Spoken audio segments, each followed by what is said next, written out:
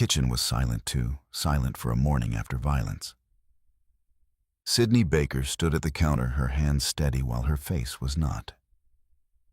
A bruise bloomed beneath a silk scarf, purple and swollen, a secret she was expected to carry with a smile.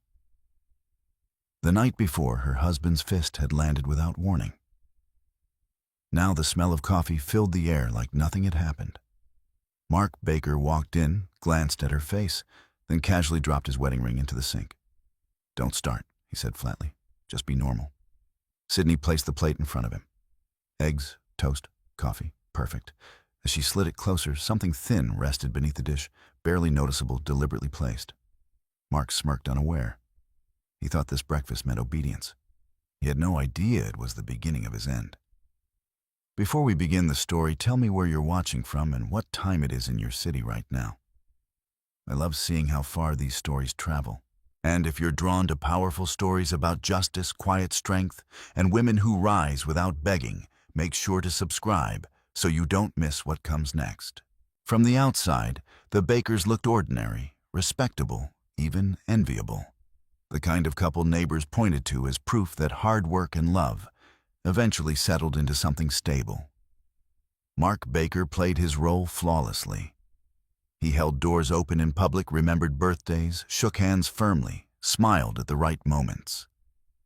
At company dinners, he spoke about his wife with practiced affection, calling her incredible and selfless, as if those words were medals he had personally pinned to her chest.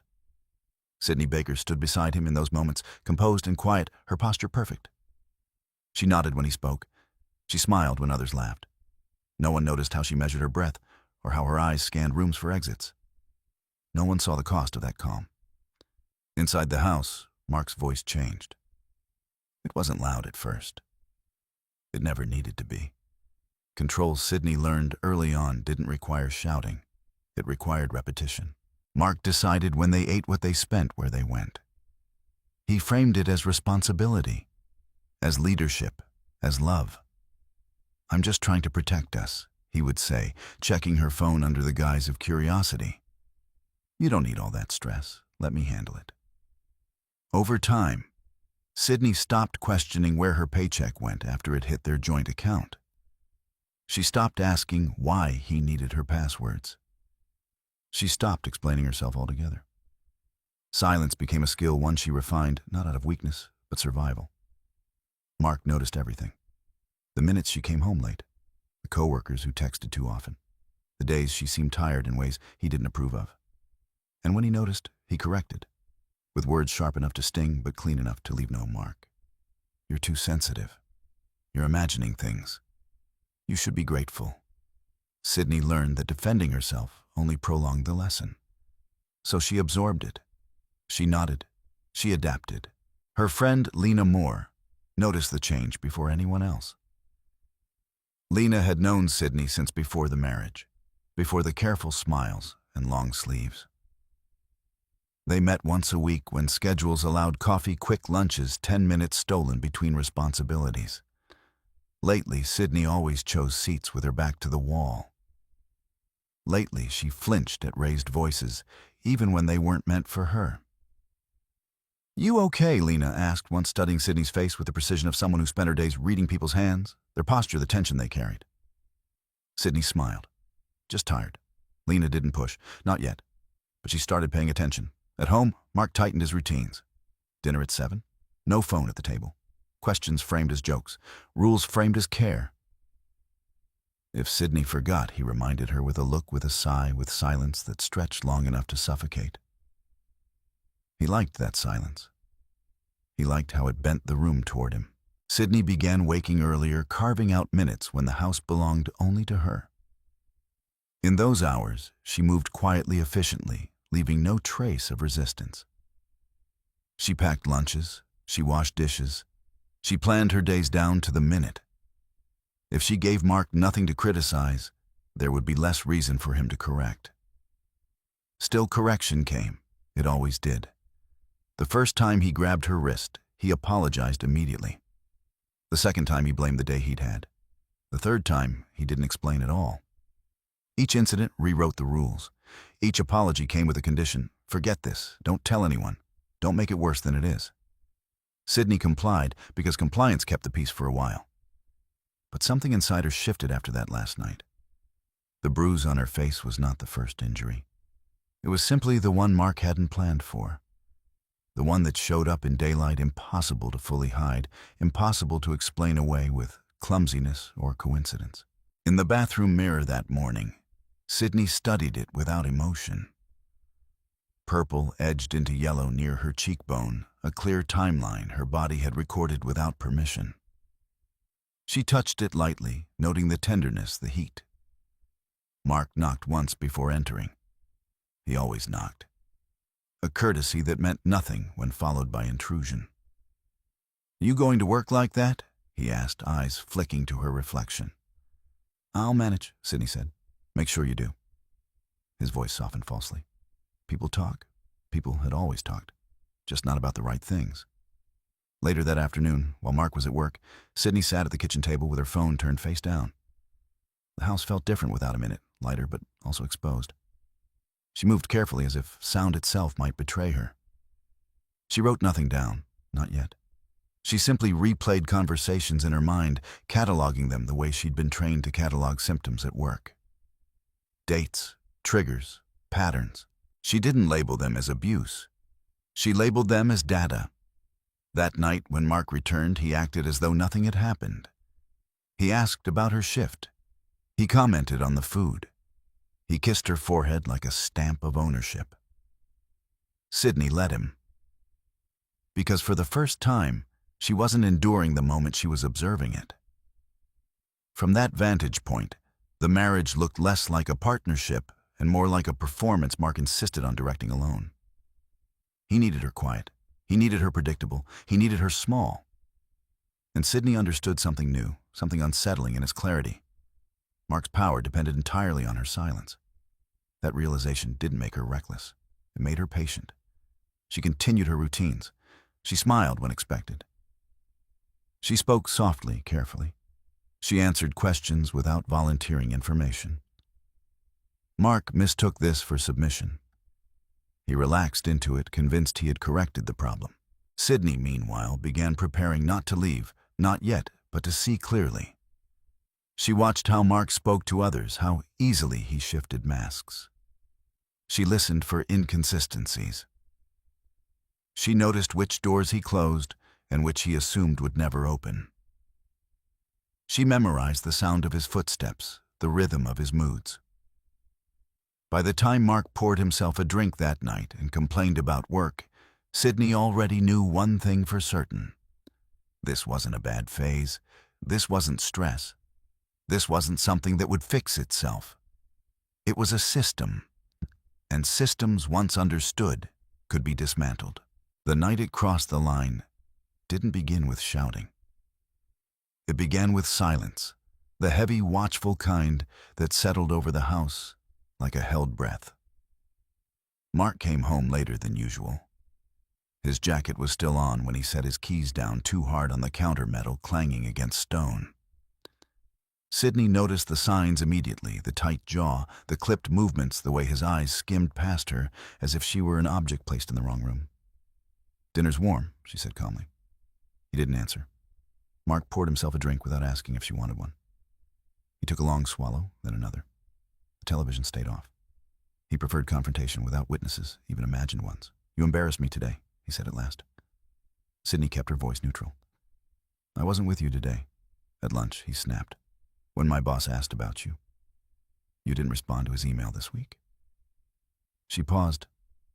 "I didn't see it." Mark laughed, once sharp and humorless. "That's the problem. You don't see things. You don't think ahead." Sydney felt the familiar tightening in her chest, the warning her body always gave, before his moods tipped into something worse. She chose her words carefully. "I can reply tomorrow. That's not the point." He turned toward her, then eyes cold. "The point is that you make me look careless." There it was.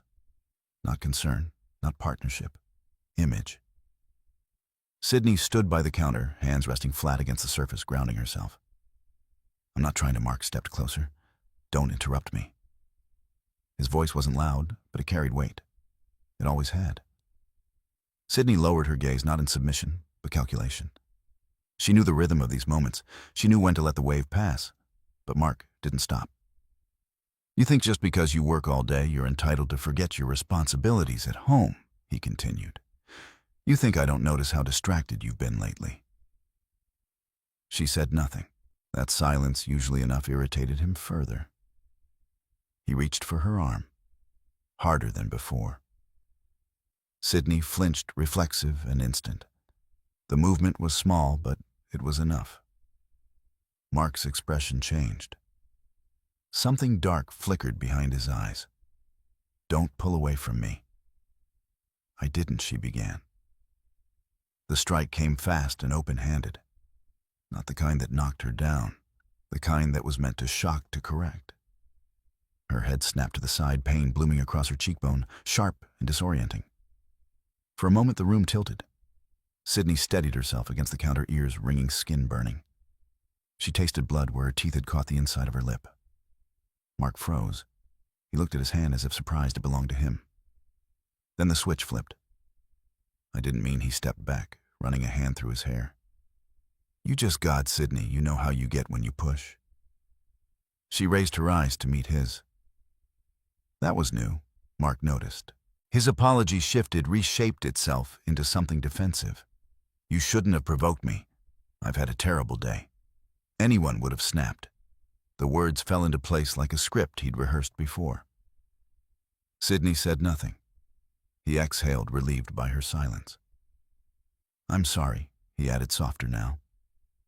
"You know I'd never hurt you on purpose." On purpose. The phrase echoed in her head. Mark reached out, hesitated, then rested his hand on her shoulder like a claim. "We just need to be more careful. Both of us." Sydney nodded slowly. She felt oddly detached, as if she were watching the scene from outside her body. The pain in her face pulsed steadily, undeniable. This wasn't like the other times. This wasn't something she could explain away. Mark seemed to realize it too. "You're not going to make this a thing," he said quietly. "Not a question." Sydney met his gaze. "No." Satisfied, he kissed her temple, avoiding the bruise already beginning to form. "Good. I can't afford distractions right now." He finished his drink and went to bed without looking back. Sydney stayed in the kitchen long after the house went still. When she finally made her way to the bathroom, she turned on the light and faced the mirror. The mark was already there, spreading, darkening. Her face told the truth even when she didn't. She leaned closer, examining it with clinical precision. Shape, color, location. She noted how it would change by morning. This wasn't panic. It wasn't fear. It was clarity. She remembered other moments, the grip on her wrist, the shove that had sent her stumbling into a doorframe, the words that had chipped away at her sense of self until she'd started apologizing for existing. She saw now how each incident had been a test. How much would she tolerate? How far could he go? Tonight he'd learned something. So had she. In bed, Mark slept soundly. Sydney lay awake beside him, staring at the ceiling, listening to his breathing. Each inhale, each exhale, felt like a countdown she hadn't known was ticking. By morning, she knew he would act as if nothing had happened. He would expect breakfast, normalcy, forgiveness without accountability. Sydney turned onto her side, careful not to wake him. She wasn't planning an escape, not yet. She wasn't planning a confrontation. She was planning documentation. The bruise throbbed as if in agreement. For the first time since their marriage began, Sydney allowed herself a thought she'd never dared voice before. This wasn't her fault. And if Mark believed one strike would silence her forever, he had made a miscalculation. Because Sydney Baker didn't need to shout to be heard. She only needed time.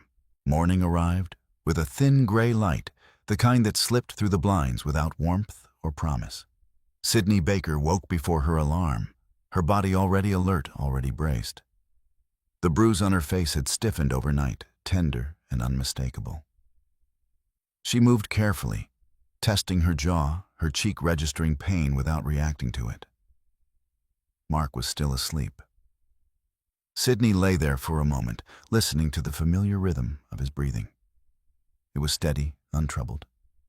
He slept like a man who believed the world was arranged for his comfort. She slipped out of bed without making a sound. In the bathroom, she studied her reflection again. The bruise had deepened into a dark bloom beneath her eye. No amount of makeup would erase it completely, but she wasn't trying to erase it. She wrapped a silk scarf loosely around her neck and cheek, not to hide the truth, but to control when it would be seen. The kitchen felt colder than usual. Sydney moved through it with deliberate calm. She washed her hands. She set out plates. She cracked eggs with steady fingers, careful not to rush. This was not denial. This was strategy. The coffee machine hissed softly. Toast popped up golden and precise. Everything looked exactly as it always had. Normal. She knew Mark depended on that word. Normal meant predictable. Normal meant control. Normal meant he didn't have to worry. While the eggs cooked, Sydney did 3 things quietly, efficiently, without hesitation. First, she took out her phone and photographed her face from multiple angles. She didn't wince. She didn't rush. She documented. Then she backed the images up to a secure cloud folder Mark didn't know existed, one she'd created months earlier after a training at work on data security. At the time, it had felt abstract. Now it felt essential. Second, she gathered her essentials into a tote she kept hidden beneath the sink. A spare charger, her ID, cash she'd withdrawn in small, unnoticeable amounts over time. A change of clothes, nothing dramatic, nothing that would look like an escape, just preparation. Third, she sent a single message. Are you free today? I need you. S. She didn't add details. Lena Moore would understand the urgency and the brevity. Mark appeared in the doorway as Sydney slid eggs onto a plate. He looked rested, confident. His gaze flicked to her scarf, then away. You're up early, he said, pouring himself coffee. I couldn't sleep, Sydney replied evenly. He shrugged, unimpressed. Make sure you don't burn the toast. She placed the plate in front of him. Eggs, toast, coffee. Exactly how he liked it. Mark glanced at his phone and took a bite. He didn't thank her. He rarely did. As Sydney set down the second plate, he reached out and adjusted the scarf on her cheek with a careless tug. You don't need that inside the house. She met his eyes. I'm cold. He smirked, unconvinced, but let it go. He was already bored with the moment. His attention returned to his phone, his world narrowing back to himself. Sydney watched him eat, noting how relaxed he looked. How certain. When he finished, she slid a thin envelope beneath his plate as she cleared the table. What's this? He asked. Mail, she said. I forgot to give it to you yesterday. Mark glanced at it, uninterested, and shoved it aside. I'll deal with it later. Sydney nodded. That was fine. She hadn't expected him to open it yet. He stood, grabbed his jacket, and kissed her cheek again, avoiding the bruise with precision. Be normal today, he said quietly. Don't make things harder than they need to be. The door closed behind him. Sydney stood alone in the kitchen, her pulse finally quickening. She waited until his car disappeared down the street before moving. Across the road, Mrs. Carol Whitman was watering her plants.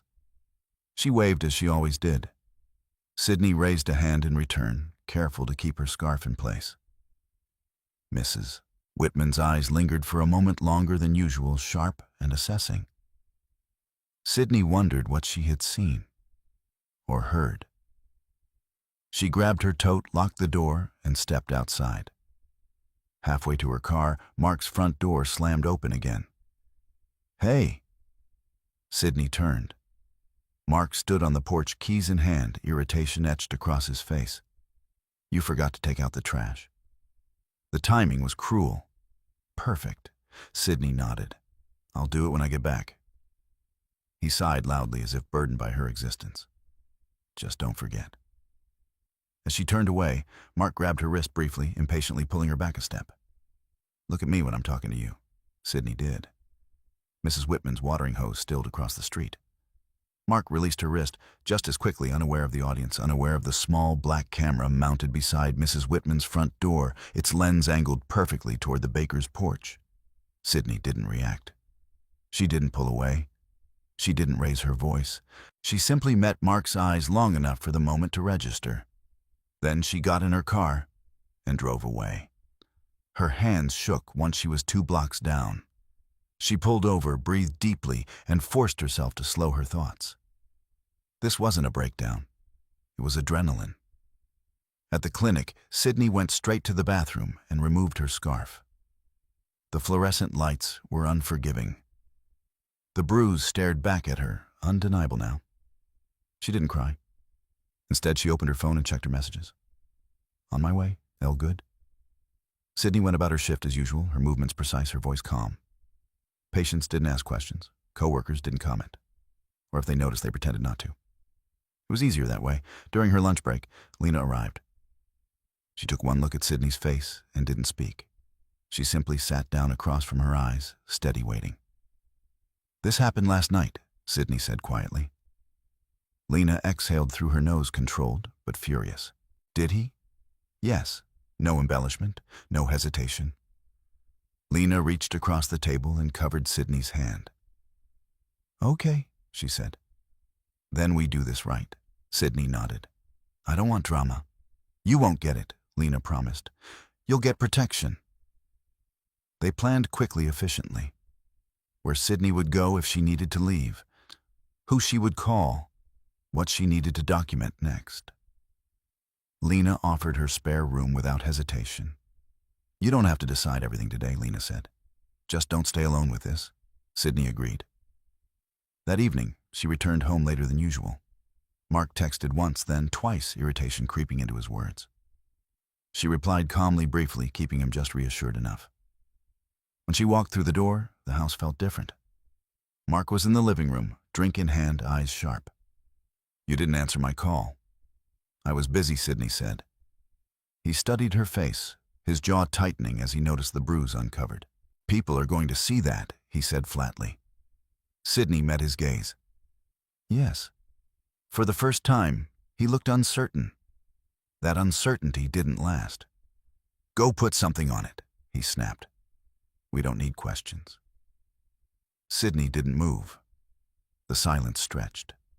Mark scoffed and turned away. "Do whatever you want," he muttered. "Just don't drag me into your moods." Sydney went to bed early that night. She lay awake listening, waiting, documenting every sound, every word. Across the street, a small red light blinked once, then went dark. The camera had done its job. And Sydney Baker, calm and deliberate, had just taken her first step out of the shadows. The clinic smelled faintly of antiseptic and coffee clean controlled familiar. Sydney Baker had always found comfort in places like this, where procedures mattered and facts carried weight. Today that comfort sharpened into resolve. She waited until the end of her shift. Not because she had to, but because timing mattered. She didn't want questions framed by emotion or urgency. She wanted accuracy.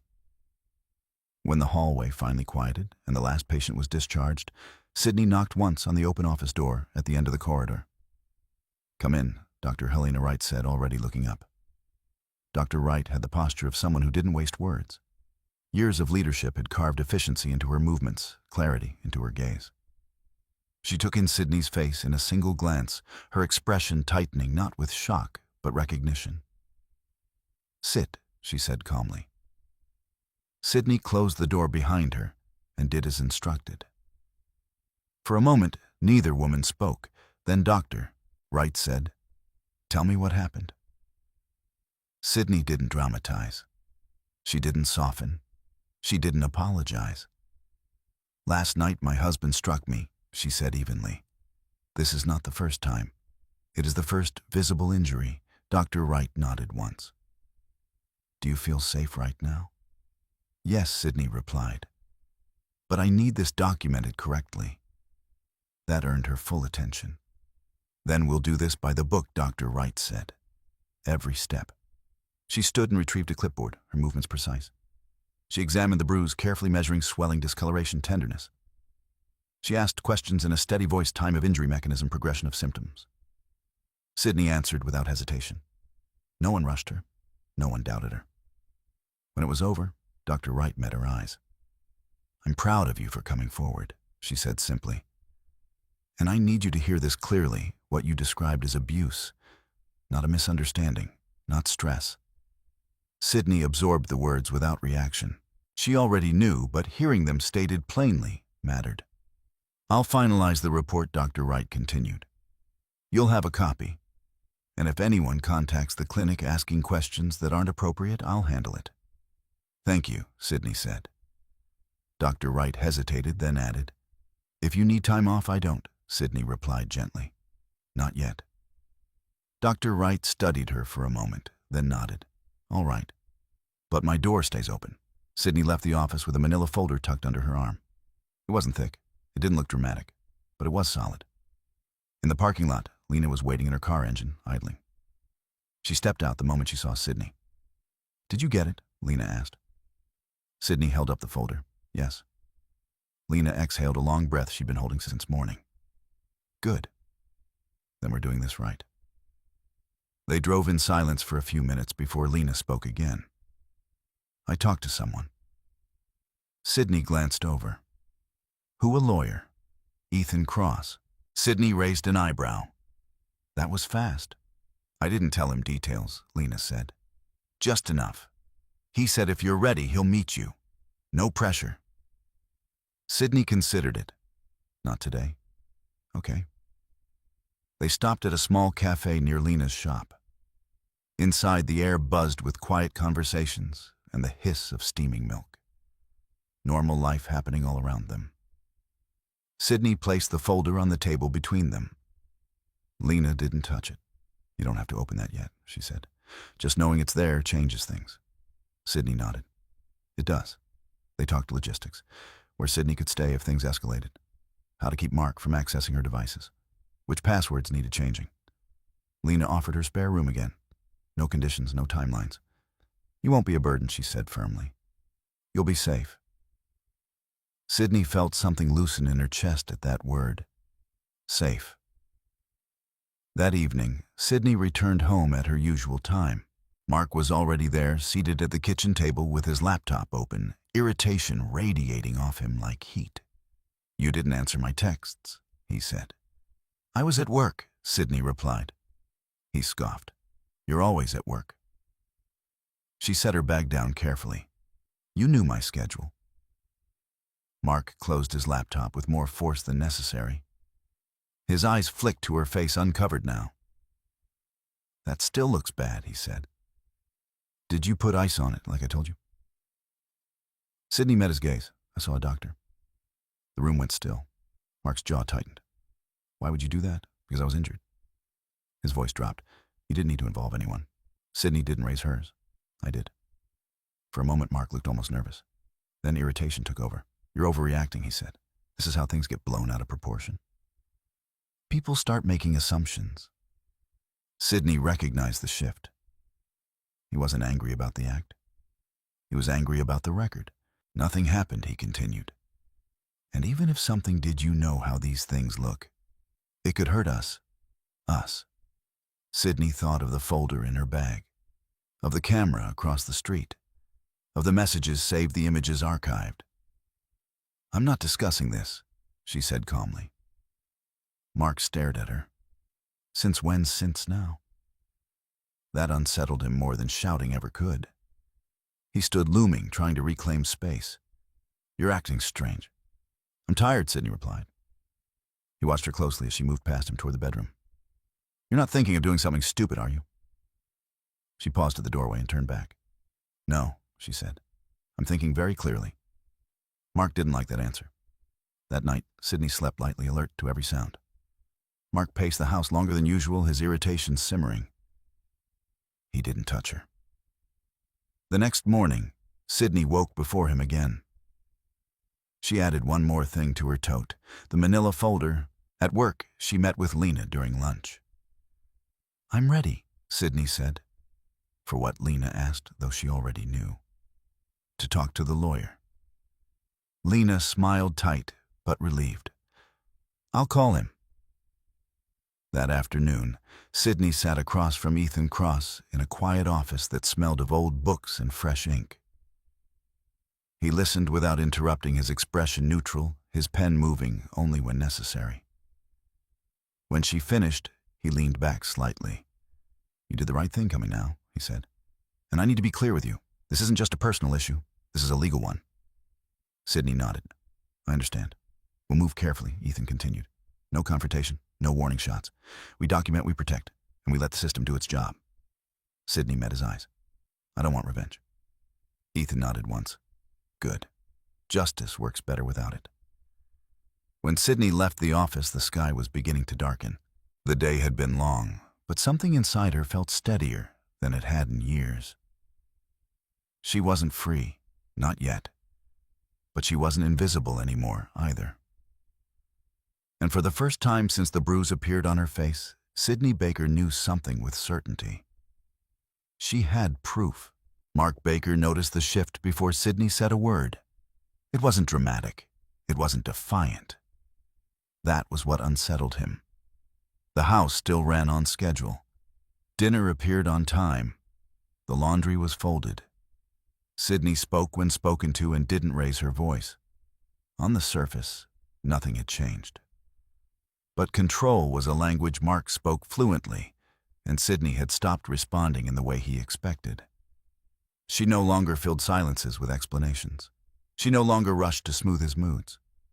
When he questioned her schedule, she answered once clearly and didn't elaborate. When he criticized, she acknowledged the comment without apologizing. It was subtle. It was dangerous. On the third night after her visit to the doctor, Mark came home earlier than usual. Sydney was in the kitchen chopping vegetables with measured precision. Where's your phone? He asked casually. In my bag, she replied. Let me see it. Sydney didn't freeze. She didn't rush. She set the knife down, wiped her hands, and met his gaze. Why, the word landed between them like a crack in glass. Mark smiled tightly. Don't start acting strange. You know I like to check in. Transparency, remember I'm busy, Sydney said. You can look later. His smile vanished. Later doesn't work for me. She picked up the knife again. Then it will have to. The room filled with something sharp and electric. Mark stepped closer. You think you're in a position to say no? Sydney didn't look at him. I think I'm allowed to finish cooking. That was when he understood. She wasn't scared, not the way she used to be. Mark took a step back, recalibrating. Anger wouldn't work here, not yet. He needed leverage. He found it the next morning. Sydney checked her bank app on her break and felt the floor drop out from under her. Her account balance was nearly zero. She stared at the screen, reread the numbers, refreshed the page. Same result. Her paycheck gone, transferred out in a single clean transaction. Her phone buzzed. Mark, we need to talk. Sydney closed her eyes briefly. She'd known this was coming. She just hadn't known how quickly. She didn't respond. At home that evening, Mark was waiting at the table with a stack of papers neatly arranged in front of him. He gestured for her to sit. We need to get practical, he said, tapping the documents. Things have been tense. I think it's time we talk about separation. Sydney sat slowly, her expression neutral. These are standard forms, Mark continued. Nothing dramatic, just something to make things easier for both of us. She picked up the top page and scanned it. Her name appeared again and again, always beneath lines that gave things up claims rights access. The language was dense, intentionally confusing. This would leave me with nothing, she said calmly. Mark shrugged. You don't need much. I'll make sure you're taken care of. I already am, Sydney replied. He leaned forward. Don't be naive. You don't have your own money right now. You don't have anywhere to go. You don't want this to turn ugly. Sydney met his eyes. You already turned it ugly. The muscle in Mark's jaw twitched. This is me being generous, he said. Sign and we can keep this private. No lawyers, no mess. Sydney set the papers down. I won't be signing anything tonight. Mark's voice hardened. You don't have the luxury of waiting. Sydney stood. Then we're at an impasse. He slammed his hand on the table. Sit down. She didn't. For a moment, Mark looked like he might grab her. The impulse flickered raw, familiar. Then he seemed to remember something. The bruise, the scarf, the way she'd said she'd seen a doctor. His hand curled into a fist at his side. Fine, he said coldly. Do it your way. But don't expect my help when things fall apart. Sydney nodded once. I won't. That night, she packed her tote fully for the first time. She didn't leave yet. She wasn't ready to make a move that obvious. But she slept with her keys and phone within reach, her senses tuned to every sound. Mark didn't sleep at all. He paced. He drank. He made calls in low voices from the garage. Sydney heard fragments, money deadlines, pressure. She recognized the tone. Desperation disguised as control. The next day, her phone rang at work. Unknown number. Miss Baker, a man asked. This is HR from Mark's company. We received some concerns regarding your well-being. Is everything all right at home? Sydney's grip tightened around the phone. Mark was escalating. Yes, she said evenly. Everything is fine. The man hesitated. If you'd like to speak with someone, I wouldn't, Sydney replied. But thank you. She ended the call and immediately documented it. That afternoon, she met Ethan Cross again. He's freezing me out financially and pushing paperwork, Sydney said. And he's contacting people to question my stability. Ethan nodded, unsurprised. Classic containment strategy. He's trying to rush you into signing before you build a record. What do? We slow everything down, Ethan said. And we protect you. He outlined the steps with precision. Separate finances immediately. Emergency orders if necessary. A formal notice instructing Mark not to contact her workplace. Preparation for a protective order if his behavior continued. Do not sign anything, Ethan said firmly. And do not tell him you have representation. Sydney nodded. He's already angry. That's fine, Ethan replied. Anger makes people careless. That evening, Sydney didn't go home. She texted Mark, once staying with a friend. Need space. His reply came seconds later. You don't get to decide that. She didn't respond. At Lena's apartment, the air felt different, lighter, safer.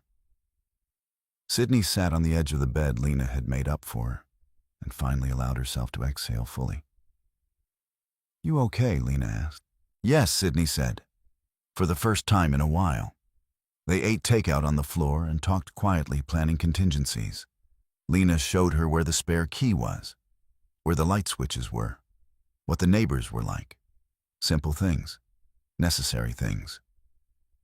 Later that night, Mark's calls began, one after another, voicemails piling up.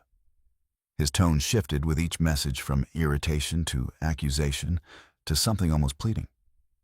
Sydney listened to none of them. She saved them. Across town, Mark sat alone in the house he believed he owned, staring at unsigned papers and an empty bed. His plan had been simple: isolate, pressure, resolve. But Sydney Baker had stepped out of the box he'd built for her. And now, every move he made only tightened the record forming around him. By the time he realized that silence could work against him too, it was already too late. Sydney fell asleep in Lena's guest room with her phone charging beside her and a folder of evidence secured in her bag. She wasn't running. She was repositioning.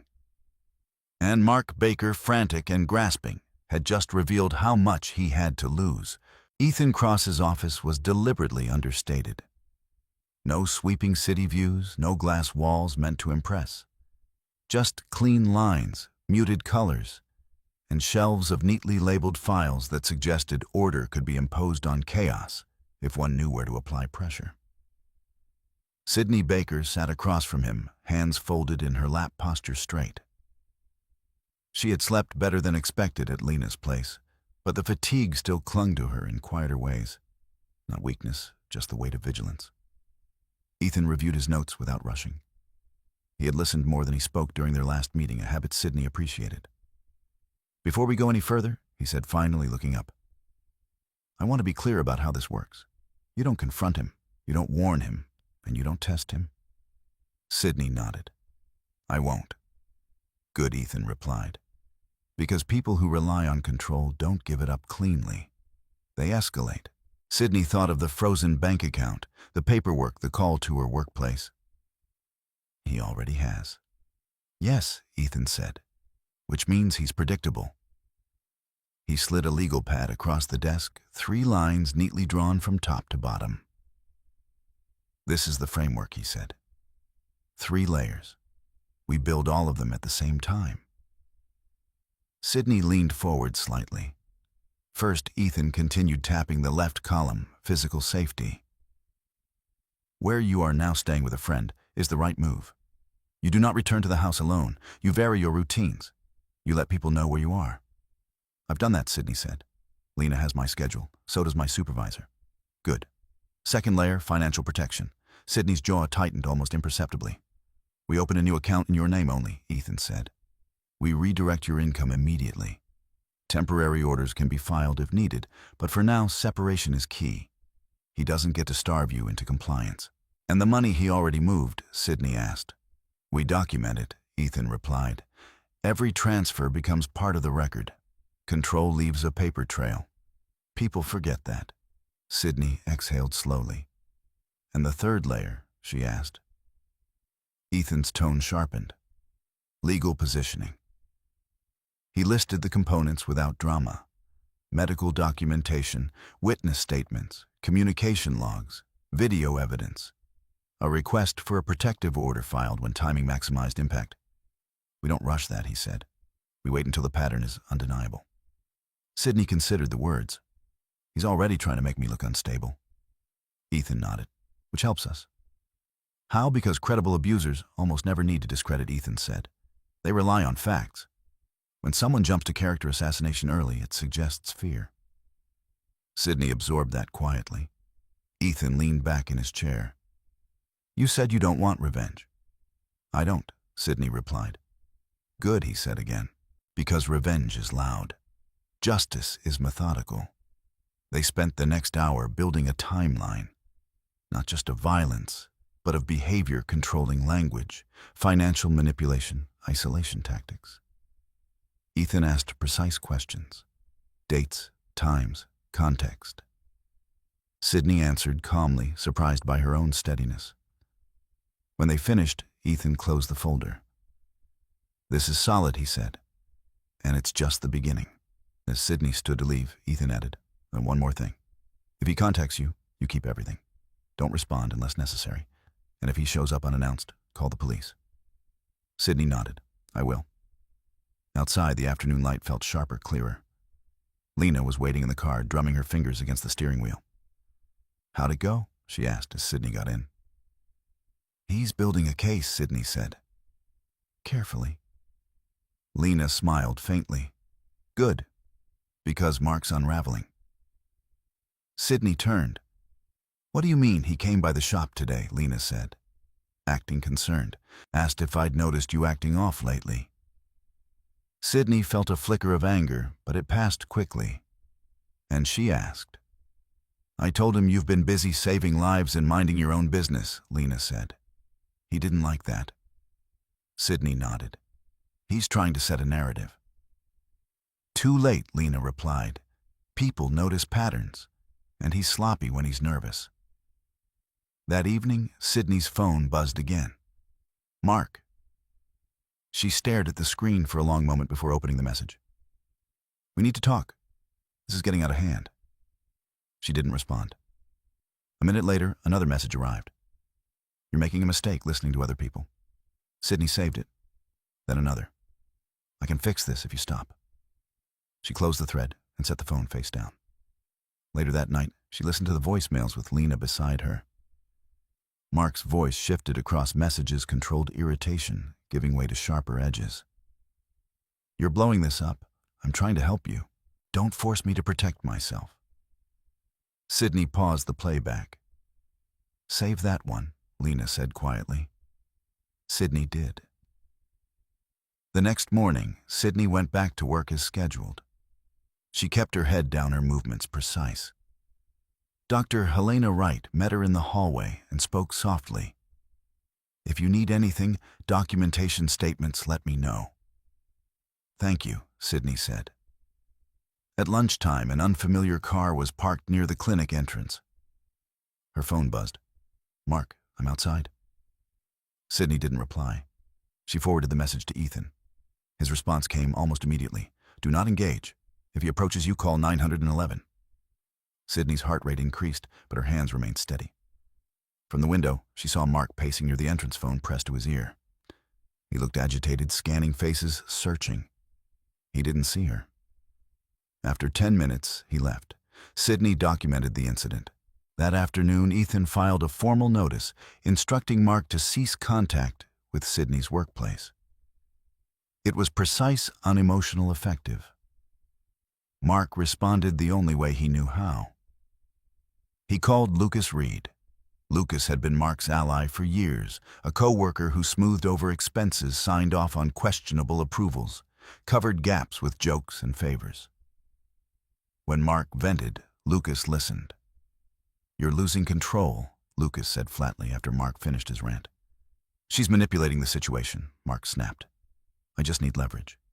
"You already used your leverage," Lucas replied. "And now there's a record." Mark went quiet. Meanwhile, Sydney spent her evenings quietly rebuilding the scaffolding of her life. She changed passwords. She updated beneficiaries. She created a new email address known only to Lena and Ethan. Each action was small. Each one mattered. On the 4th night at Lena's, Sydney sat on the bed and opened her notes app. She began writing, not emotions, not fears, but facts.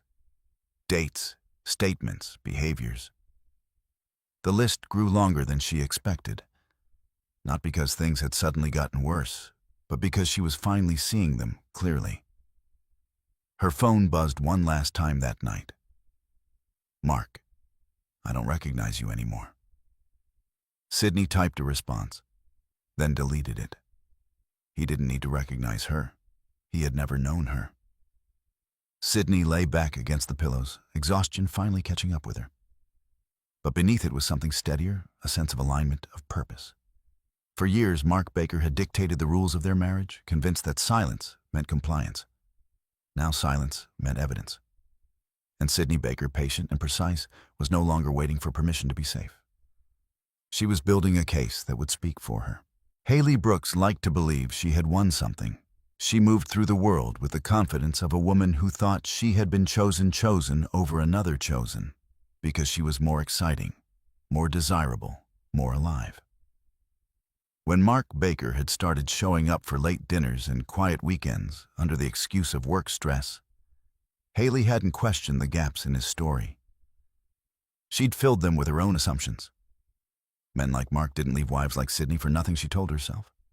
They left because they were unappreciated, suffocated, misunderstood. Haley was certain she was the solution. She began appearing where she knew Mark would be seen. Company mixers, industry fundraisers, casual lunches near his office. Mark didn't stop her. In fact, he encouraged it subtly at first, then more openly as his control at home began to slip. "Let them see," he'd said once. "It keeps things honest." Honest to Mark meant useful. Sydney learned about Haley the way she learned everything now, quietly through observation, not confrontation. The first time she saw Haley in person was unplanned. Sydney had gone back to the house midweek, accompanied by Lena to collect some work files and clothes. They moved efficiently, avoiding rooms that held too much weight. As Sydney closed a drawer in the bedroom, she heard laughter downstairs, high, confident, unfamiliar. She froze. Lena's eyes met hers. "You want me to check?" Sydney shook her head. "I know what this is." They descended the stairs together.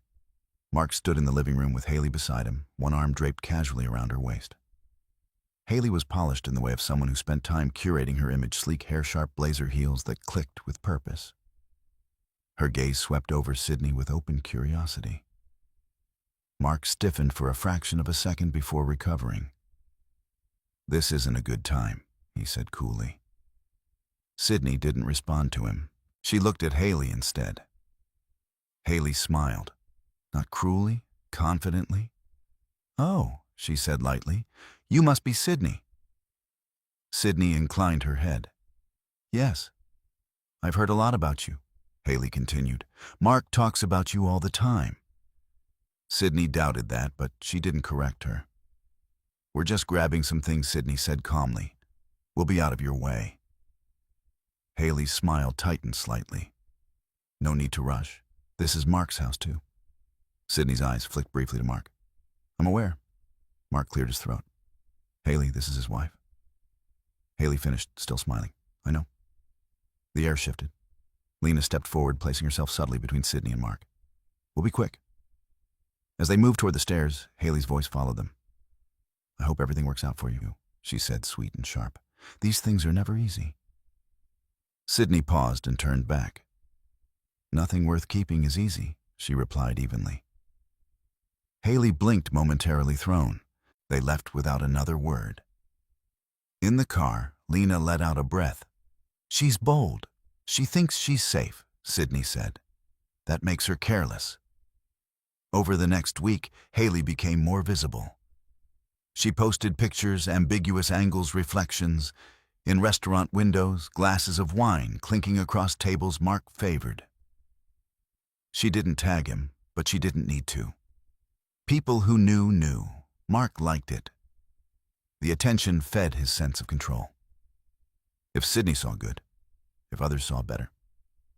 What he didn't see was how Haley talked when she thought she was untouchable. It happened during a charity event hosted by Mark's company, a low-pressure gathering meant to impress donors and executives alike. Sydney hadn't planned to attend. She had no reason to. But Ethan Cross had suggested otherwise. Not to confront, he'd said. To observe. Sydney went with Lena, blending easily into the crowd. She kept her distance, her posture relaxed, her expression neutral. Mark noticed her almost immediately. His smile faltered, then reset. Haley noticed too. She approached Sydney with a glass of champagne, in hand, her confidence back in place. I didn't expect to see you here, Haley said pleasantly. I was invited, Sydney replied. Oh, Haley said. Of course. They stood near the edge of the room, the hum of conversation around them providing cover. You seem calm, Haley observed. Most women wouldn't be. Sydney met her gaze. Most women don't mistake noise for power. Haley laughed lightly. You sound bitter. Sydney shook her head. I sound informed. That gave Haley pause. Mark told me things have been difficult at home. Haley continued, lowering her voice. He's under a lot of pressure. Work, finances. It's impressive how much he carries. Sydney's attention sharpened. Finances. Haley waved a hand dismissively. You know, covering gaps, moving money around to keep projects afloat. Nothing unusual at his level. Sydney kept her expression unchanged. You sound well-versed. Haley smiled a little too proudly. He trusts me. That was the moment. Sydney didn't press. She didn't ask questions. She simply listened as Haley continued filling the silence with assumptions and half-truths, mentioning expenses paid through accounts that weren't meant for personal use, joking about how Mark had borrowed from one budget to impress another. Haley believed she was showing loyalty. She was revealing evidence. Sydney thanked her for the conversation and walked away, heart steady, mind racing. Later that night, she sat across from Ethan, recounting the exchange word for word. That's significant, Ethan said quietly, especially if it aligns with what we're already seeing. It will, Sydney replied. Mark's patterns are consistent. The next day, Lucas Reed called Mark in a panic. Your name is coming up in places it shouldn't, Lucas said. Expense reviews, questions. Mark swore under his breath. Handle it? I can't if it keeps escalating, Lucas replied. And your girlfriend's talking. Mark froze. She wouldn't. She already is, Lucas said. Not intentionally, but she doesn't know when to stop. Mark's grip tightened around his phone. That evening, Haley confronted him. Why didn't you tell me you were moving money like that? She asked, irritation edging her voice. I don't want to get dragged into something. Mark's patience snapped. You said you understood. I said I trusted you. Haley shot back. There's a difference. Mark stared at her, seeing not an ally, but a liability. Meanwhile, Sydney continued her routine work documentation meetings with Ethan. She didn't post. She didn't react. She let Mark and Haley fill the silence with their own missteps. One afternoon, Ethan called her. "We have enough for the next move," he said. "Between the financial inconsistencies and the pattern of control, the timing is right." Sydney closed her eyes briefly. What happens now? Now Ethan said we let them overreach. That night, Sydney received a message from Haley. "I think we should talk, woman to woman." Sydney stared at the screen for a long moment. Then she forwarded it to Ethan. He replied with a single line, "Say nothing." Sydney complied. Across town, Mark Baker paced his living room, anger tightening into fear. The walls felt closer than they used to. The control he'd relied on was slipping, not because Sydney had attacked him, but because she had stepped aside and let him reveal himself. And Haley, no longer certain she was winning, began to realize something unsettling. She hadn't replaced Sydney. She had been used. By the time Mark understood that every word spoken in confidence could be turned into a blade, the damage was already done. Sydney Baker hadn't raised her voice. She hadn't exposed him publicly. She had simply let the truth walk forward on its own. The petition for the protective order was filed on a Tuesday morning, not because Tuesdays carried meaning, but because timing did. Ethan Cross believed in momentum, the quiet kind, that built beneath the surface before anyone realized the ground was shifting. By the time Mark Baker heard about the filing, it wouldn't feel sudden. It would feel inevitable. Sydney Baker sat in Ethan's office as he reviewed the final documents, her posture composed, her expression unreadable. She had learned to hold still in moments that mattered. "Once this is submitted," Ethan said, tapping the stack into alignment, "there's no undoing the first impression. The court will see the pattern, not just the incident." Sydney nodded. "I understand." He looked up at her. "If the judge grants the temporary order, and based on what we have, I expect Mark will be served. That moment tends to escalate behavior."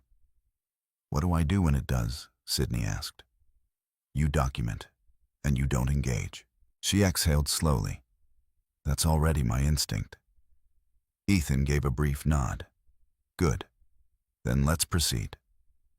The filing took less than 15 minutes. The impact took seconds. Mark was served that afternoon outside his office building, just as he was stepping into the parking garage.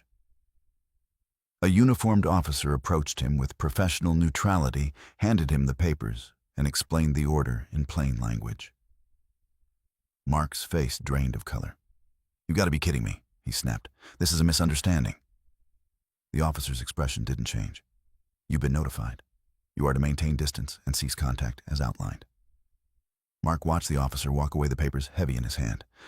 A few co-workers glanced over, curiosity flickering. Mark forced a smile, laughed it off, and climbed into his car. The smile vanished the moment the door closed. At home, Sydney received the notification from Ethan, order served. Temporary protection in place. She felt the shift in her chest immediately. Not relief, not victory, but something steadier. Acknowledgement.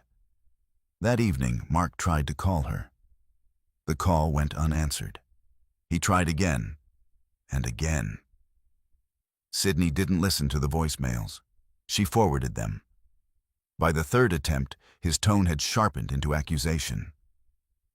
"You did this to punish me," he said in one message. "You're destroying everything." In another, his voice dropped, controlled and threatening. "This doesn't end well for people who lie." Sydney sat at Lena's kitchen table, phone face down, her hands wrapped around a mug she hadn't touched. Lena watched her carefully. "You okay?" Lena asked. "Yes," Sydney said. "He's doing exactly what Ethan said he would." The next morning, Mark went to work and found his access restricted. HR called him in before noon. Due to ongoing legal matters, the representative said cautiously, "We're placing you on administrative leave pending review." Mark stared at her. "On what grounds? We received documentation," she replied. "We're obligated to act." "What documentation?" She hesitated. "A protective order." Mark laughed, sharp and incredulous. "You can't be serious." "I am," she said. "You'll be escorted out." Word spread faster than Mark expected. By the time he reached his car, his phone was vibrating nonstop. Lucas Reed's name flashed across the screen. "What the hell is going on?" Lucas demanded the moment Mark answered. "Finance is auditing everything. Everything." "Keep them off me," Mark snapped. "That's your job." "Not anymore," Lucas replied. "I didn't sign up for domestic violence headlines." Mark's grip tightened. "You owe me." "I owe myself," Lucas said. "And I'm not going down with you." The line went dead. That night, Mark broke the order. He showed up outside Lena's apartment just after midnight. Sydney heard the knock from the bedroom, hard, insistent. Her heart rate spiked, but her movements stayed calm. She picked up her phone and called 911 before approaching the door. "Sir, you need to leave." Lena called through the door. "I just want to talk." Mark's voice came back too loud for the hour. "She can't hide behind paperwork." Sydney stepped forward, her phone still to her ear. "He's here," she told the dispatcher. "Yes, the person named in the order." Police arrived within minutes. Mark tried to explain, to charm, to reframe. The officers didn't debate. They read the order, issued a warning, and documented the violation. Sydney watched from behind the door as Mark was escorted away, his frustration spilling out in sharp gestures and raised voice. The next morning, Ethan called. "That violation strengthens our position," he said. "A lot. What's next?" Sydney asked. "Next," Ethan replied, "we make it formal." The hearing was scheduled quickly. Sydney entered the courtroom dressed simply, her posture straight, her expression composed. Mark sat across from her, jaw-tight, eyes darting. He looked smaller here, less certain, stripped of his usual stage. The judge reviewed the evidence methodically. Medical documentation, witness statements, communication logs. The video from Mrs. Carol Whitman's door camera, showing Mark grabbing Sydney's wrist and pulling her back toward the house. Mark's attorney tried to minimize it. "Stress," he said. "Misinterpretation. A private matter." The judge raised an eyebrow. "Private matters don't usually leave this much documentation." Sydney didn't speak unless asked. When she did, her answers were brief, factual. "I was struck," she said. "I sought medical care. I documented the incident. I left for my safety. No embellishment, no drama." The order was granted. When the judge read the terms, Sydney felt something loosen inside her, not because Mark was restricted, but because the truth had been named. Outside the courthouse, Mark confronted Ethan, his voice low and furious. "You think this makes you powerful?" he hissed. "You think she wins?" Ethan's tone was calm. "This isn't about winning. It's about accountability." Mark turned toward Sydney. "You'll regret this." Sydney met his eyes without flinching. "No," she said quietly. "You will." That afternoon, Sydney received a message from HR at her clinic. "We've been made aware of recent events. Your position is secure. Please let us know if you need accommodations." She read it twice. Then she smiled. Not wide, not triumphant, but real. That night, she slept through without waking once. Across town, Mark sat alone in the house he could no longer enter, without consequence, staring at walls that no longer answered to him. His calls went unanswered. His narratives fell flat. The system he'd relied on, silence, fear, isolation, had failed him. And Sydney Baker, protected by law and anchored in evidence, had taken another step forward. Not loudly, not dramatically, but irrevocably. The protective order changed the rules, but it didn't change Mark Baker's nature. If anything, it sharpened it. Unable to reach Sydney directly, he turned to the one arena he still believed he could control: perception. If he couldn't silence her, he would discredit her. If he couldn't dominate the facts, he would poison the story. The first sign came quietly. Sydney noticed it in the way conversations paused when she entered the break room. In the way a coworker asked too carefully whether she was feeling okay lately. In the way an administrator lingered after a routine meeting, eyes searching her face as if looking for instability. She didn't panic. She recognized the tactic. Mark had begun seeding doubt. It started with emails, carefully worded messages to HR, to supervisors, to mutual acquaintances. Nothing accusatory on the surface, just concern. "I'm worried about Sydney." She's been under a lot of stress. I'm afraid she's not thinking clearly. The language was deliberate, protective, plausibly kind. At the clinic, the administration requested a meeting.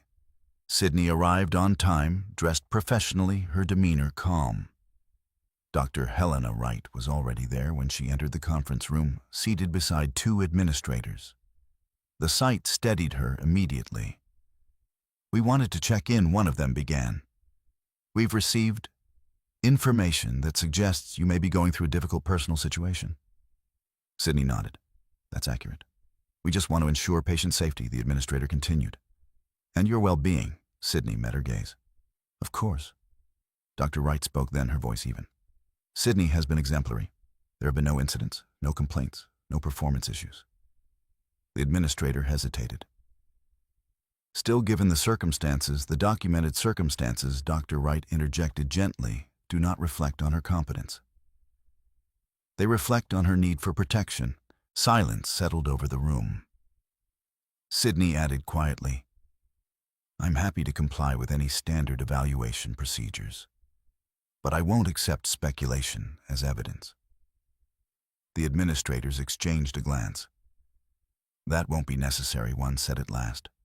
"We appreciate your transparency." The meeting ended without consequence. Outside the room, Dr. Wright touched Sydney's arm briefly. "You handled that exactly right." "Thank you," Sydney said, "for being there." "I always will be," Dr. Wright replied. "And for the record, this is what manipulation looks like. You're not imagining it." Sydney knew, but hearing it affirmed mattered. That afternoon, Ethan Cross called.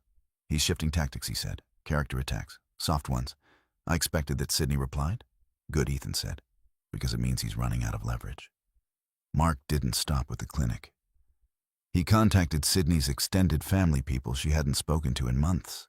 He framed his story carefully, portraying himself as worried, confused, blindsided. "She's not herself," he told them. "I'm scared she's being influenced." Some believed him, some didn't. Sydney heard about it through second-hand messages, concerned check-ins that carried more doubt than care. Each one stung, but none surprised her. She documented them all. The next escalation was louder. Mark posted a vague message online. Nothing explicit, nothing actionable. "It's heartbreaking when the person you love turns against you." Comments poured in. Sympathy, support, confusion. Sydney didn't respond. Lena, however, was furious. "He's farming pity," she said, pacing the living room. "I want to say something."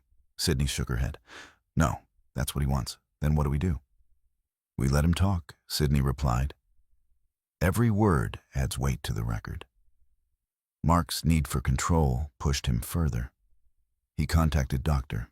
Helena Wright, directly requesting information about Sydney's mental state. Dr. Wright forwarded the email to Ethan within minutes. "This is inappropriate," she wrote simply. Ethan responded with equal precision.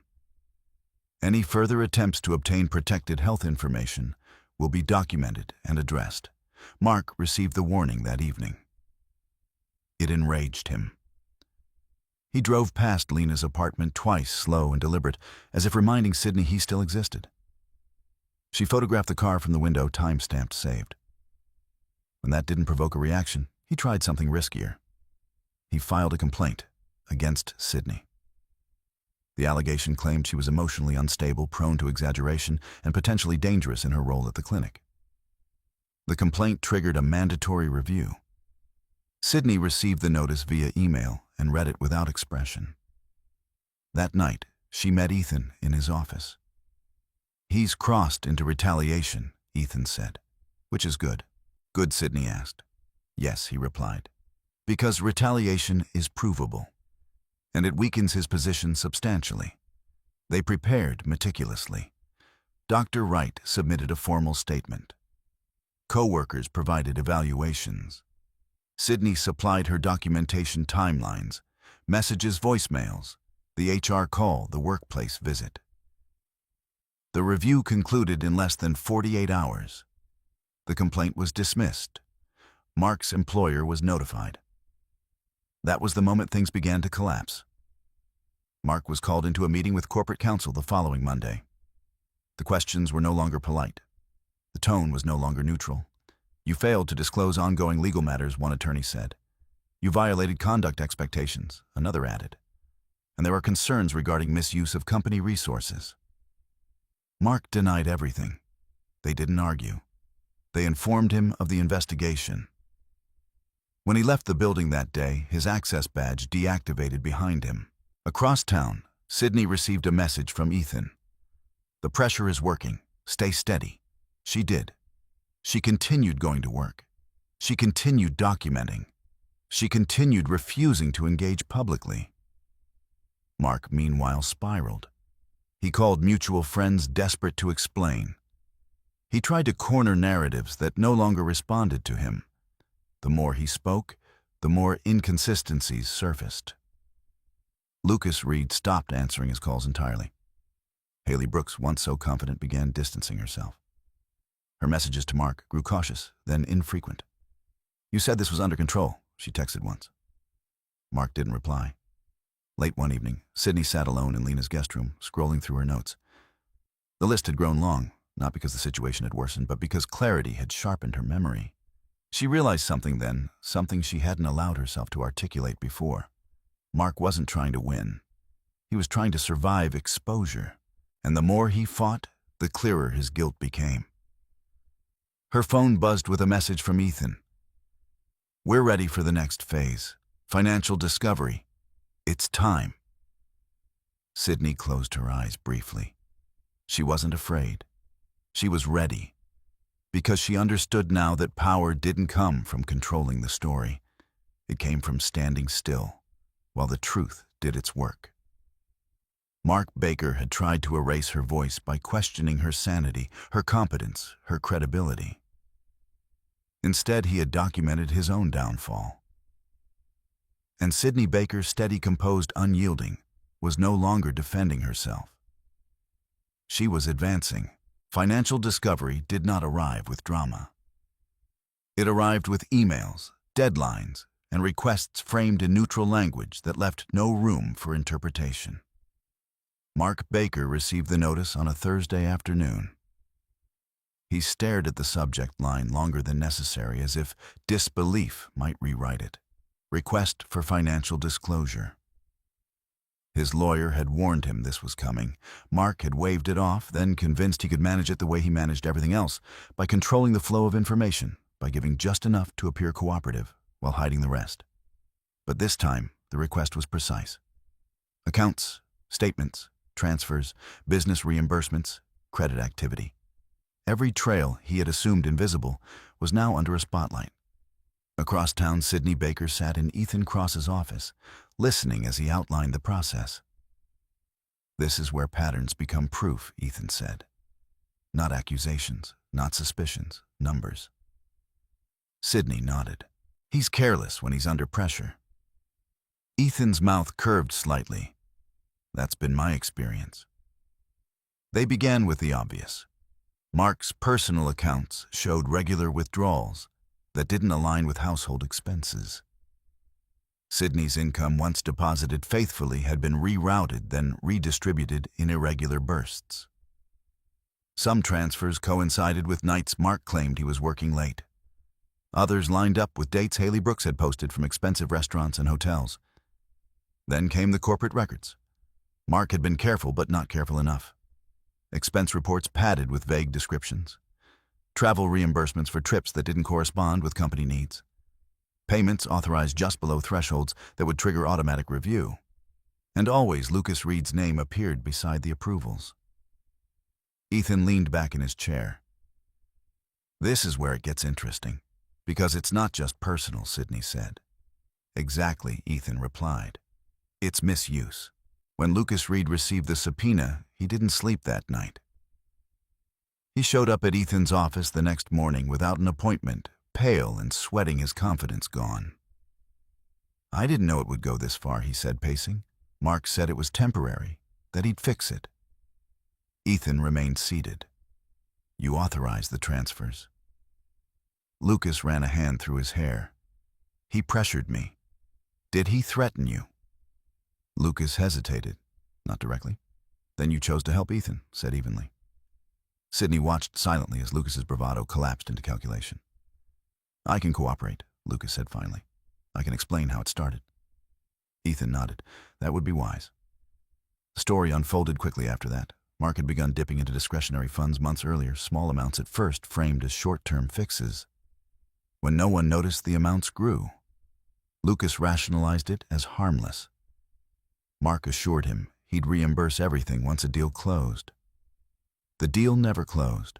Instead, the money went to maintaining appearances, dinners, gifts, hotels. A version of success Mark needed others to see, including Haley. When Haley received notice that her name appeared in the discovery material, she panicked. She called Mark repeatedly. He didn't answer. She called a lawyer of her own, who asked questions she didn't know how to answer. Did you receive gifts purchased with company funds? Were you aware the accounts weren't personal? Did you benefit from misappropriated resources? Haley's confidence cracked. She sent Mark a single message. You told me this was clean. He didn't reply. By the following week, Ethan had assembled a clear picture, one that didn't rely on Sydney's testimony at all. This stands on its own, he told her. Even if you never spoke, this would still move forward. Sydney absorbed that quietly. For so long, she had believed that telling the truth required being believed, that justice depended on persuasion. Now she understood something different. Truth didn't need her voice if it had a ledger. Mark, meanwhile, spiraled. He fired his attorney and hired another. Then another. Each one gave him the same assessment with different words. This is serious. You're exposed. You should have settled earlier. He stopped sleeping. He stopped eating properly. He started drinking more. And then he made a mistake. He called Sydney, not once, not twice, 6 times in a single hour. She didn't answer any of them. Instead, she forwarded the call logs to Ethan. This is harassment, Ethan said, and it helps us. Mark left a voicemail. I know what you're doing, he said, his voice tight and shaking. You think you're smarter than me. You think you can destroy me and walk away clean. Sydney listened to it once, then she saved it. At the next meeting, Ethan slid a document across the table. Based on the evidence, we're expanding the scope, he said. Civil liability, potential criminal exposure. Sydney looked at the page. What does that mean for him? It means consequences, Ethan replied. And choices. Those choices arrived sooner than Mark expected. Corporate counsel contacted him again this time, with a different tone. We have reason to believe company funds were misused, they said. You'll need to cooperate with the investigation. Mark denied it reflexively. They didn't argue. They informed him his position was terminated, effective immediately. He hung up and stared at the wall. Across town, Sydney received an email notification. Termination notice issued. She didn't celebrate. She simply closed her laptop and went for a walk. The city felt different when she moved through it now, lighter, less threatening. She realized she was no longer scanning crowds for him, no longer bracing for impact. That evening, she met Lena for dinner. It's happening, Lena said, eyes bright. People are talking. Let them, Sydney replied. What are you feeling? Sydney considered the question. Clear. At home, Lena's home for now, Sydney opened her notebook and added one final entry to the timeline. Financial discovery initiated. Pattern confirmed. She paused, then wrote another line beneath it. Silence maintained. Mark Baker had believed power meant controlling outcomes. But he was learning too late that power also meant restraint. Sydney had shown restraint for years, mistaken for weakness, exploited without consequence. Now she wielded it deliberately. And as the system closed in around Mark, methodical, impersonal, irreversible, Sydney Baker stood exactly where she needed to be. Out of his reach, and entirely within her own. The charity gala had always been Mark Baker's stage. A polished venue downtown, soft lighting, donor lists, curated to impress, this was where he usually thrived. He knew how to work a room, how to laugh at the right volume, how to project stability even when things underneath were cracking. For years, the performance had worked. This time, it was different. Mark arrived early, dressed impeccably, shoulders squared, as if posture alone could restore authority. He told himself this night would reset the narrative. If people saw him calm, generous, intact, they would doubt the rumors. They always had. He didn't know that Sydney Baker was already there. Sydney arrived quietly, accompanied by Ethan Cross and Lena Moore. She wore a simple black dress, understated, deliberate. No dramatic makeup. No attempt to conceal anything that didn't need concealing. She wasn't there to be seen. She was there to be present. They took seats near the edge of the room, close enough to observe, far enough to avoid spectacle. Ethan leaned slightly toward her. "We don't move until the timing is right." Sydney nodded. "I understand." Across the room, Mark noticed her. The effect was immediate. His smile faltered just for a second, but it was enough. He hadn't expected her to show up. He hadn't expected her to look like this. Calm, unbothered, unafraid. He recovered quickly, turning to greet a donor, laughing too loudly at a comment that wasn't funny. His eyes kept flicking back to Sydney, searching for some sign of weakness. He found none. Haley Brooks arrived late. She scanned the room with visible tension, her confidence dulled by weeks of unanswered questions and half-truths. When she spotted Mark, relief crossed her face, followed quickly by irritation when she noticed Sydney seated nearby. Haley approached Mark, lowering her voice. "Why is she here?" Mark forced a smile. "Ignore her." "That's hard to do," Haley said tightly. "People are watching." Mark's jaw tightened. Let them. But they were watching. Whispers traveled faster than Mark realized.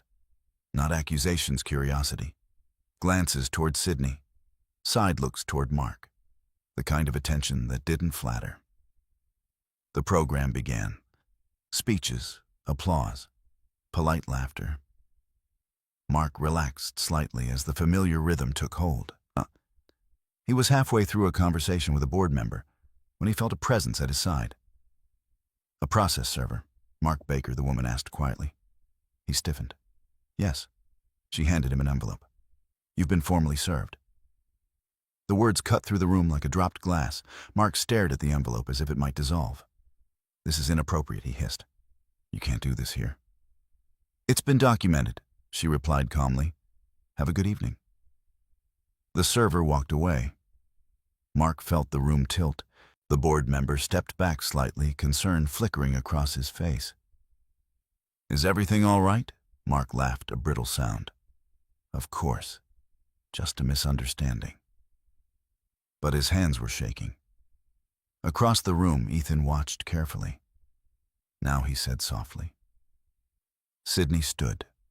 She didn't rush. She didn't look at Mark. She walked with steady steps toward the exit, Ethan and Lena beside her.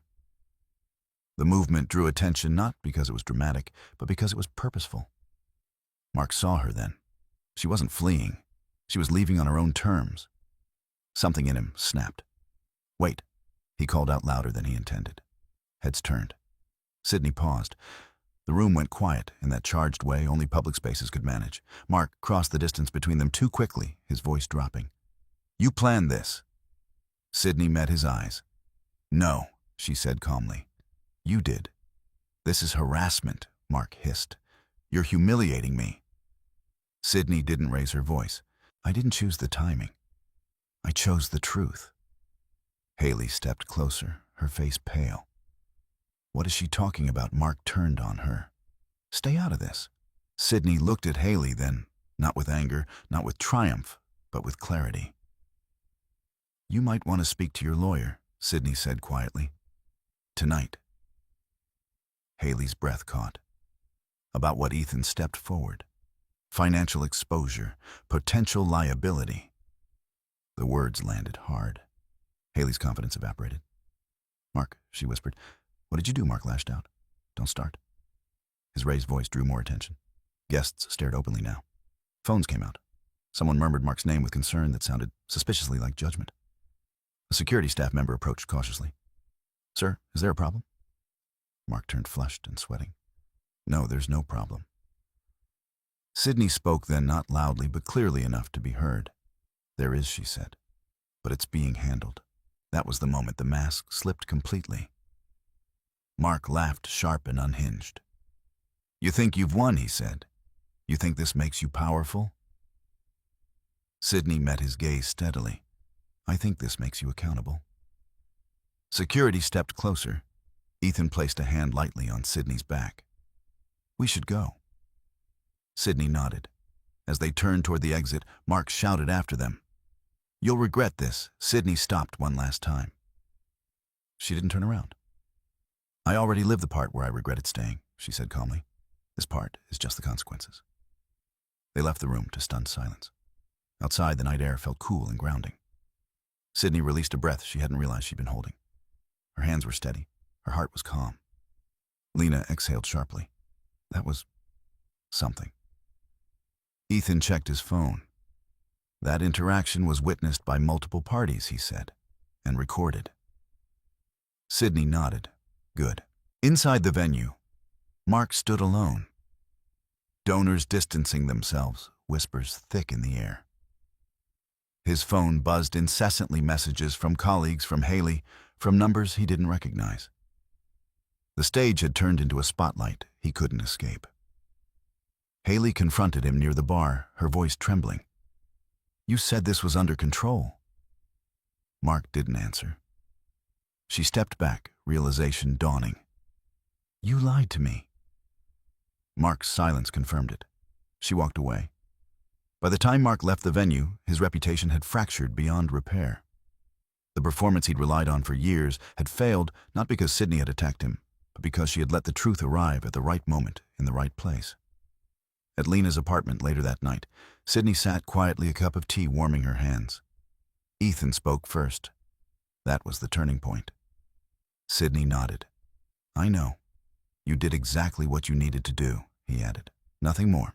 Sydney looked out the window, at the city lights, steady and distant. For the first time, she didn't feel like she was bracing for the next blow. She felt like the ground had finally stopped moving beneath her feet. The fallout from the gala didn't explode all at once. It fractured quietly, relentlessly through channels Mark Baker had once relied on to protect him.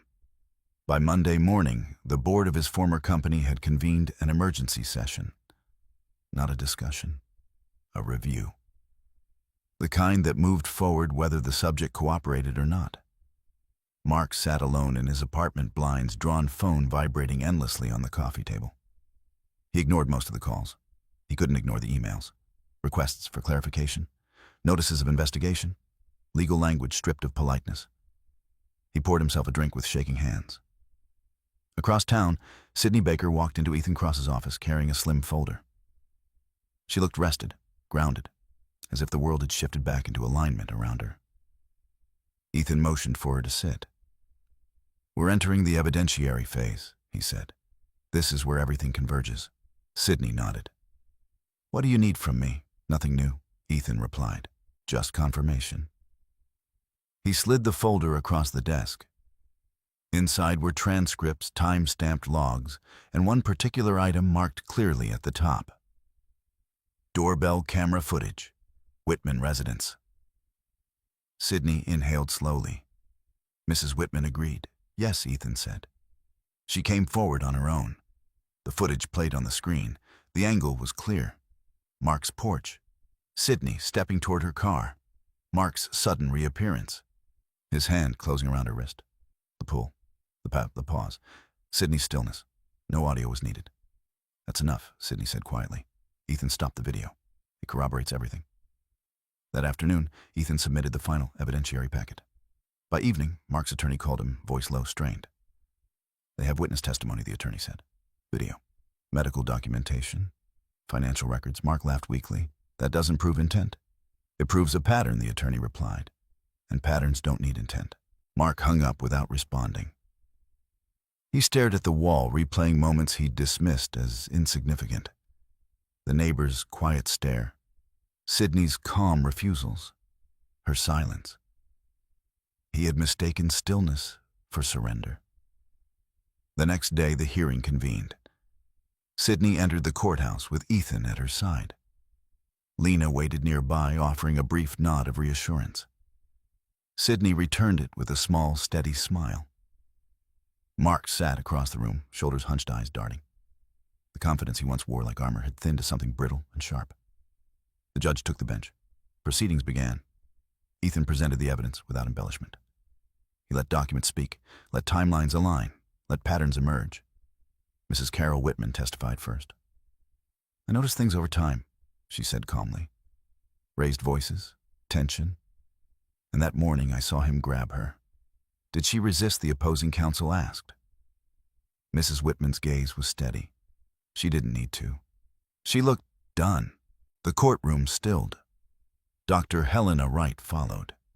She described the injuries clinically, the documentation process, the consistency of Sydney's account. There was no confusion, Dr. Wright said. No exaggeration, just facts. When it was Sydney's turn, she stood without hesitation. She spoke only when asked. Yes, no, that is correct. When the judge asked her directly why she had waited to come forward, Sydney answered simply, "I wasn't ready to be believed," she said. "Now I am." The judge nodded, expression unreadable. Then came Lucas Reed. He looked smaller than Sydney remembered, creased, tired, his confidence gone. "I authorized the transactions," he admitted, "at Mr. Baker's request." "Why?" the judge asked. Lucas swallowed. "Because I was afraid of losing my job." The courtroom absorbed that quietly. Mark stared straight ahead. When the judge finally addressed him, Mark rose slowly, his movements stiff. "Do you have anything to add?" the judge asked. Mark opened his mouth, closed it. He glanced at Sydney, really looked at her for the first time in months. She met his gaze without anger, without triumph, just resolve. "No," Mark said hoarsely. "Nothing." The ruling followed swiftly. The protective order was upheld and expanded. Financial restitution was ordered pending further proceedings. Evidence was referred for additional review. The gavel struck once. It was done. Outside the courtroom, cameras waited. Reporters murmured. Ethan guided Sydney past them without comment. "Do you want to say anything?" one called. Sydney paused. She turned just enough to be seen, but not surrounded.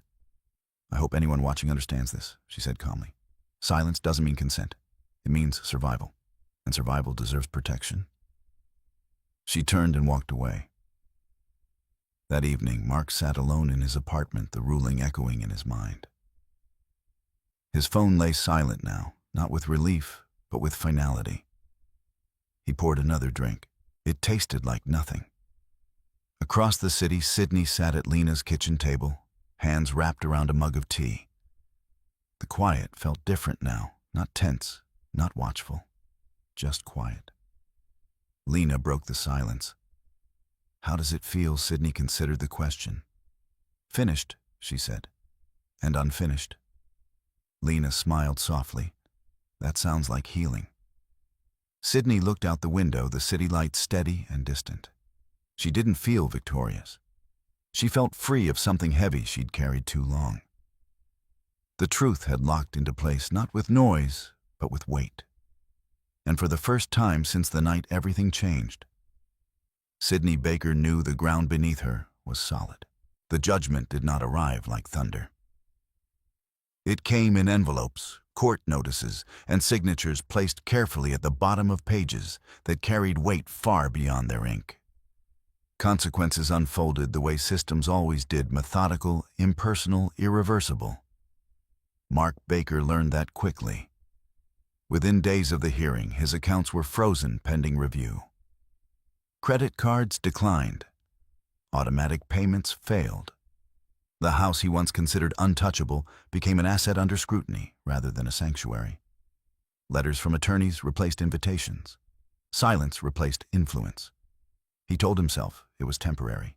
He told himself he would recover.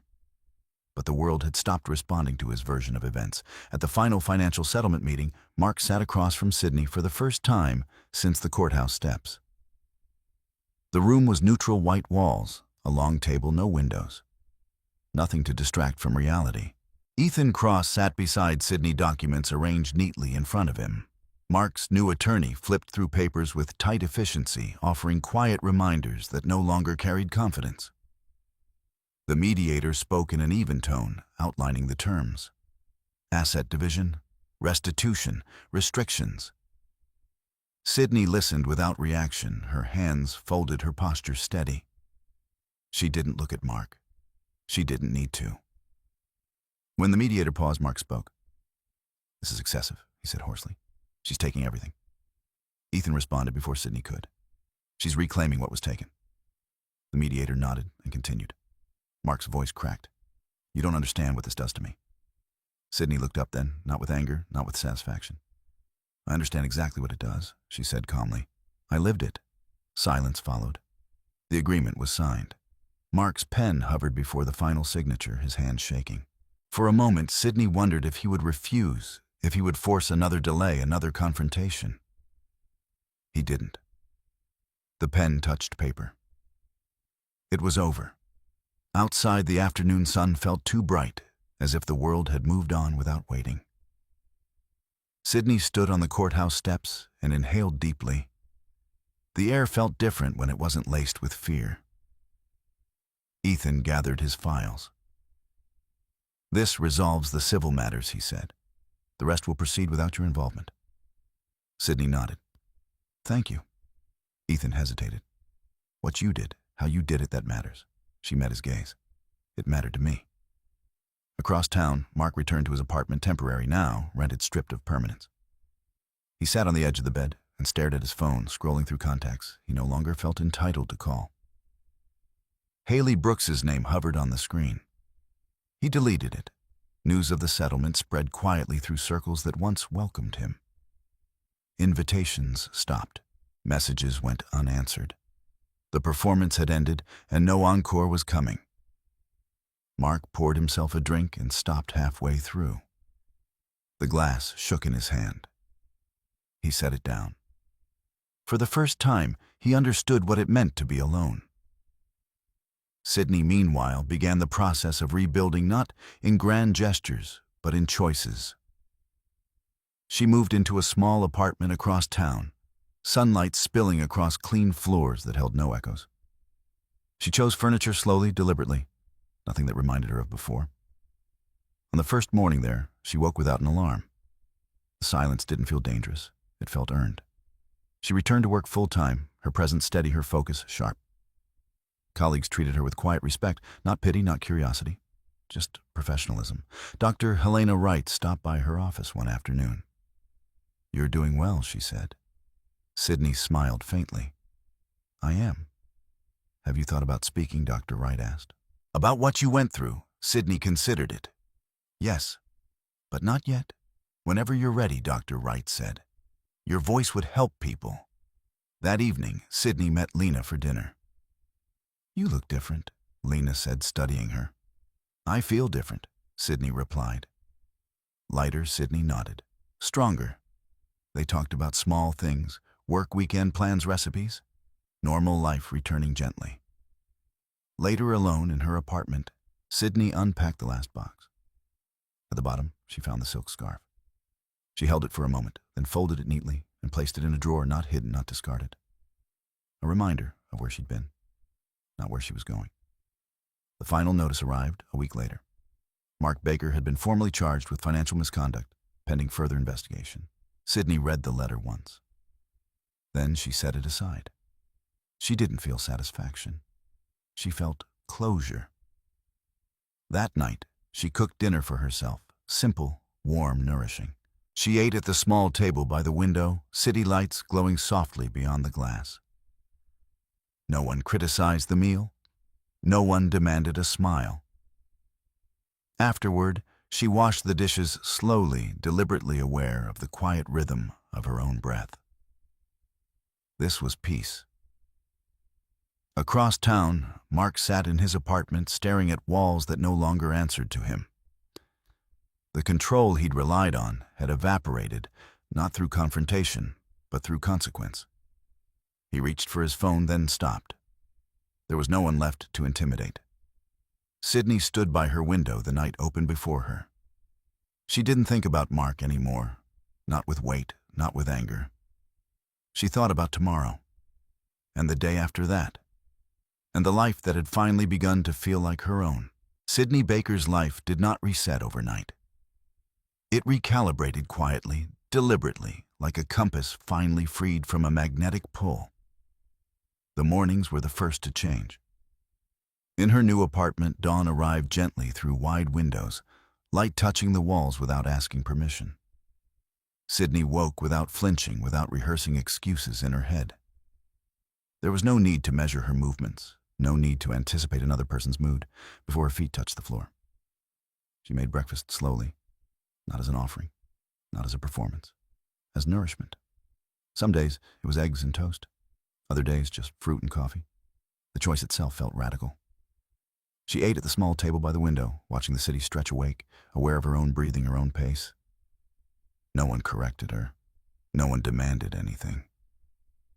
At work, she stepped into her role with a steadiness that surprised even her.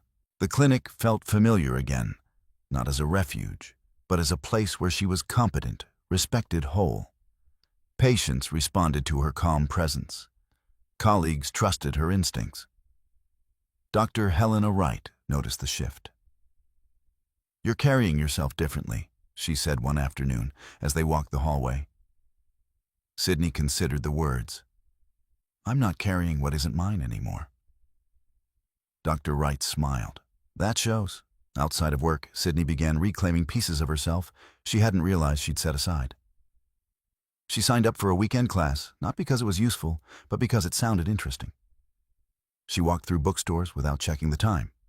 She said no when she wanted to, yes when she meant it. With Lena, the conversations changed too. They laughed more. They talked about the future without hedging every sentence. They made plans that didn't revolve around safety strategies or exit routes. One evening, as they sat on Sydney's balcony watching the city lights come on, Lena asked, "Do you ever think about him?" Sydney didn't answer right away. "Not the way I used to," she said finally. "He doesn't live in my body anymore." Lena nodded, understanding exactly what she meant. The legal matters resolved themselves without requiring Sydney's presence. Emails arrived. Notices closed, processes concluded. Each one felt like a door shutting softly somewhere far away. Mark Baker's name became less frequent in her thoughts, then rare, then irrelevant. What remained were lessons. Sydney didn't romanticize what she'd endured. She didn't reframe it as necessary pain or growth by force. She understood it for what it was: survival under constraint. But she also understood what came after. Strength, she realized, wasn't loud. It wasn't reactive. It wasn't cruel. Strength was choosing clarity over chaos, documentation over drama, boundaries over explanations. It was knowing when to be silent and when silence had done its work. Months later, Dr. Wright approached her again. "There's a small group forming," she said, "staff-led, support and resources for patients experiencing domestic instability. I thought of you." Sydney felt the weight of the offer and its meaning. "Yes," she said, "I'd like to help." She didn't tell her story in graphic detail. She didn't position herself as a symbol. She spoke about systems, about documentation, about safety planning, about believing patterns before they escalated. People listened, not because she demanded it, but because her calm carried authority. On the first anniversary of her move, Sydney hosted a quiet dinner in her apartment. Lena came, a couple of co-workers, no speeches, no toasts about survival. Just food, laughter, presence. After everyone left, Sydney stood alone in the kitchen, washing dishes, the rhythm soothing. She caught her reflection in the window, older perhaps, but clearer. She thought back to that morning long ago. The bruise, the scarf, the breakfast served under fear. She smiled, not with bitterness, not with triumph, with gratitude for the woman who had stayed steady long enough to get here. Sydney dried her hands and turned off the light. The apartment settled into silence, not the heavy kind, not the dangerous kind, the peaceful kind. She went to bed, knowing exactly who she was. Not someone who endured quietly because she was weak, but someone who waited, observed, documented, and chose her moment. Someone who understood that justice didn't always arrive loudly, but when it did, it could be final. And healing didn't erase the past. It put it in its proper place. Sydney Baker closed her eyes, the city humming softly beyond the glass. Tomorrow would come, and she would meet it unbruised, unafraid, and entirely her own. What Sydney's story reminds us is this strength does not always look like confrontation. Sometimes it looks like patience, like preparation, like refusing to explain yourself to people committed to misunderstanding you. In real life, many forms of injustice survive, not because they are invisible, but because they are normalized. Because silence is mistaken for consent. Because endurance is confused with acceptance. Sydney didn't win by shouting louder. She didn't win by humiliating anyone. She won by telling the truth to the right systems at the right time, with evidence that could not be ignored. And then this matters, she chose healing. She didn't let justice turn into bitterness. She didn't let survival harden into hate. She let the chapter close. If this story resonated with you, take a moment to reflect, where in your life are you being quiet? Not because you're weak, but because you're preparing. Where might clarity be more powerful than reaction? Share your thoughts in the comments. Tell us where you're listening from and what time it is there. We read every message, and if you believe stories like this can help someone feel less alone, less crazy, less trapped, subscribe to the channel and stay with us. Some stories don't just entertain. They remind us who we are.